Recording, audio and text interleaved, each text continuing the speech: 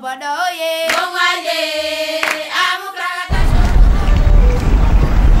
êtes à Abidjan depuis un bon moment. C'est dans quel cadre?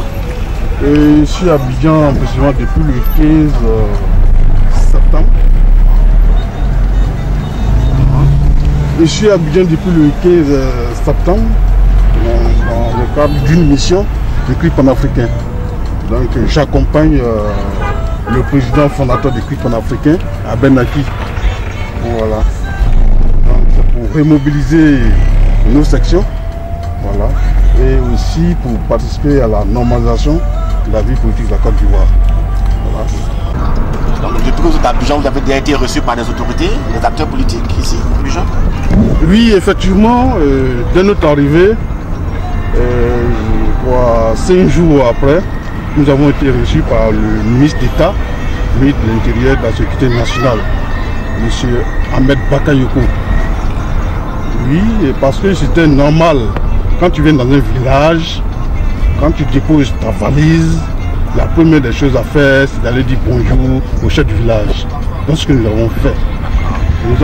Nous sommes allés lui dire que nous sommes ici et que nous voudrons franchement remobiliser nos sections et élargir nos sections aussi et que nous lui confions notre sécurité. C'est dans ce but que nous sommes partis. Mais aussi, il y avait aussi une histoire où le président fondateur a été cité.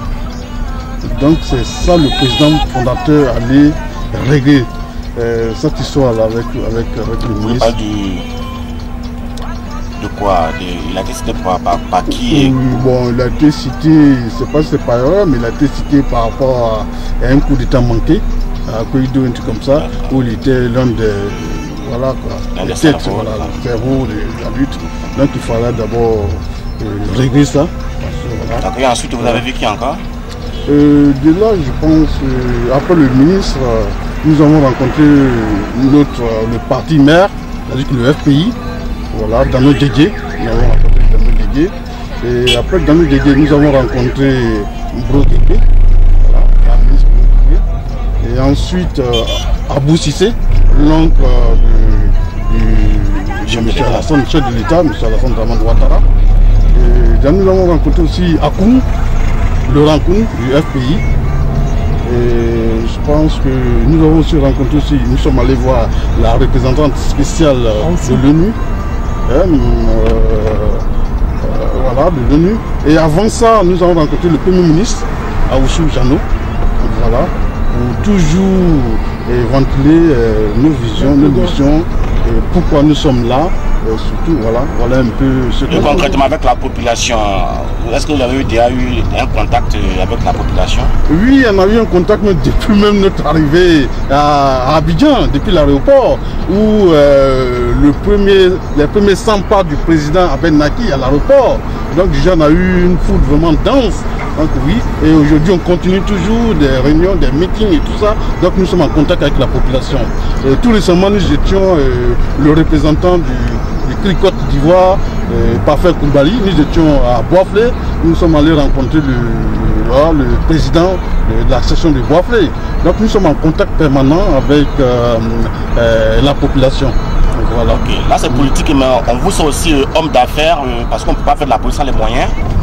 Bon, oui, ça veut dire que c'est une confiance que nous donnons à la population ivoirienne parce que aujourd'hui nous sommes un parti politique. Donc un parti politique a besoin des moyens financiers. Et nous, on n'a pas d'aide extérieure. Donc au sein du parti, on a quand même des têtes. Donc, je ne peux que citer moi d'abord, Emmanuel V, qui suis un opérateur économique. Voilà. Je vis en France, j'ai 2 sociétés en France. Et là, depuis 2010, j'ai une société de sécurité en Côte d'Ivoire et une société de nettoyage. Notre opérateur économique, c'est là sort même notre financement. Voilà, on essaie d'aider un peu, plus ou moins, le CRI panafricain. Voilà un peu. Islam, c'est quoi votre société de sécurité à Abidjan? Comment ça s'appelle et où est-ce que vous opérez? La société de sécurité s'appelle Securig, SR Securig, et nous sommes précisément ici à William Civil, immeuble Bonvia. Nous travaillons surtout avec l'État. Voilà, nous travaillons avec l'État, le ministère de l'économie et des finances, nous travaillons avec le ministère de l'énergie, nous travaillons avec l'État. Voilà un peu ce que nous sommes. C'est quoi? Quel type de sécurité vous faites? Sécurité rapprochée, gardiennage? C'est la sécurité totale, hein, la sécurité rapprochée, le gardiennage, surveillance des biens et des personnes. Voilà un peu ce que nous faisons. Voilà, les grands magasins, les supermarchés, même chez les particuliers, les villas autres. Voilà un peu ce que nous faisons. Vous avez un effectif important? Aujourd'hui, compte tenu de la situation, et là, nous sommes aujourd'hui à plus de 70 agents. Voilà, plus de 110 agents ici en Côte d'Ivoire. Mais nous sommes aussi, on attend d'ici fin de ce mois de recruter au moins 80. Notre rôle, c'est de quoi? C'est d'aider au moins la population ivoirienne, la jeunesse ivoirienne à trouver un emploi.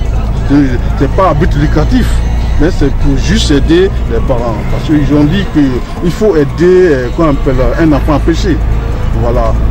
Malgré nos moyens, on peut donner de l'argent à un jeune, mais ça ne va jamais suffire. Mais s'il travaille, il sera s'organiser. Voilà un peu le but. Ce n'est pas au but de nous enrichir. C'est le but d'accompagner aussi le gouvernement dans la recherche d'emploi et créer des emplois. Voilà le but en fait. Voilà, c'est pas pour vraiment chercher de l'argent et être riche.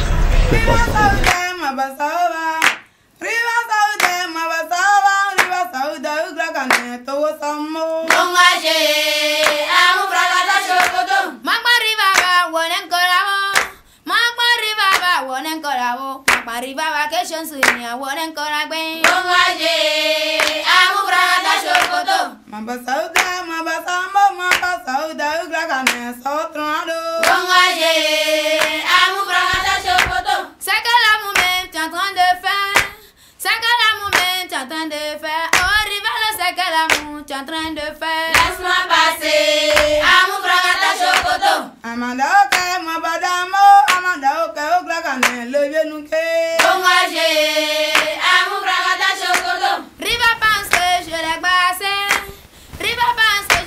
Son mari, elle ne sait pas que moi je ne connais pas.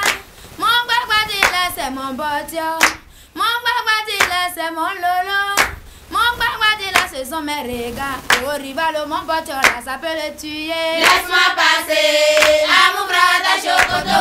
Nous sommes dans vos locaux à William Civil.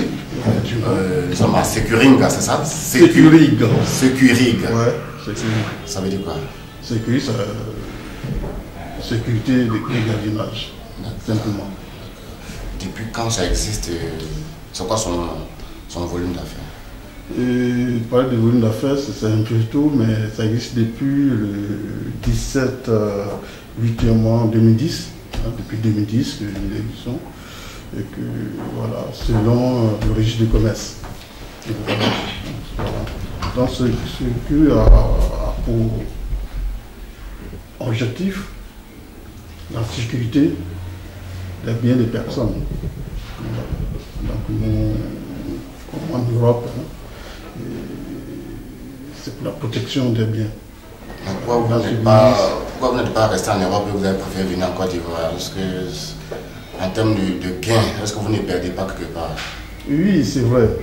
Avant que je ne parte en Europe, en France précisément, dans les années 2000, j'avais une ambition. L'ambition, c'est quoi? C'est d'aller en Europe et revenir. Parce qu'avant que je n'ai pas d'abord, j'étais déjà entrepreneur. Et la première société, c'est Econef. Voilà, entreprise de construction et de fourniture de bureaux. On sait par là, je me suis dit, bon, mais avec la situation du pays, il fallait partir, il fallait laisser cacher un peu. Et comme l'entrepreneur est dans mon sang, arrivé là-bas, bon, ben, par la grâce de Dieu, je me suis installé. Et j'ai commencé à travailler comme tout immigré. C'est ainsi que j'ai créé une autre société là-bas, une société de sécurité aussi. Je me suis dit, bien écoute, chaque fois que je suis là, j'ai des coups de fil. J'ai des petits frères, des amis qui m'appellent tout le temps, j'ai besoin d'argent, j'ai besoin de ceci, là. Je me suis dit, mais écoute, pourquoi ne pas quelque chose? Donc, avant que je n'ai pas déjà, j'avais déjà une boîte ici. Pourquoi ne pas une autre? C'est ainsi que j'ai pris la décision, j'avais fait en 2009. Et effectivement, en 2010, mes vacances, je suis arrivé, je suis allé rencontrer un notaire et j'ai pris la décision de créer la société pour aider les amis, les frères et les Ivoiriens quand même à se prendre en charge. Voilà un peu l'objectif. En dehors de ce qu'il tout à l'heure, j'avais parlé de Econef. Voilà, j'ai activé Econef. Donc, ça veut dire j'ai Sécurég et j'ai Econef. Econef, comme je dis, qui s'occupe de la propriété. Voilà, fourniture de bureaux, voilà, nettoyage, etc. Est-ce que les deux sont compatibles? Vous faites la politique, vous êtes aussi dans le monde des affaires, est-ce que c'est compatible? Oui, je pense que les affaires et la politique, oui. Je confirme que c'est compatible. Voilà, quand tu fais la politique, il faut avoir de l'argent. Et un bon homme d'affaires est un bon politicien. Et un bon politicien peut faire des affaires. Donc c'est compatible. Vous avez un conseil à donner à tous ceux qui certainement aussi souhaiteraient revenir en Côte d'Ivoire pour essayer aussi de contribuer au développement et qui hésitent encore certainement à cause de l'insécurité? Vous avez des conseils à donner? Oui, effectivement, moi quand j'ai créé la société, c'était un peu une crise. Au moins, la crise commençait véritablement en 2010-2011 par là. Donc j'ai eu ce courage à passer dans tous les cas, c'est mon pays. Hein. Voilà, c'est pas parce que mon pays brûle que je vais rester. Je vais fuir mon pays. Mais il faudrait que j'apporte quand même mon grain de sel dans la construction de ce pays. Donc, au plus tôt, ça m'a encouragé même déjà même à investir. Voilà, c'est pas parce qu'aujourd'hui il y a la sécurité, il n'y a pas la sécurité que je suis là depuis avant ça et je suis dedans. Voilà, la crise m'a trouvé dedans. Donc le conseil que je vais donner aux camarades qui sont là-bas, qui ont les moyens, je pense que c'est mieux de venir ici pour s'investir. Quand on parle de la sécurité, je suis là moi-même depuis un certain moment, je pense que c'est vrai. Et la sécurité n'est pas totale, mais je pense qu'on peut y vivre, on peut faire des affaires.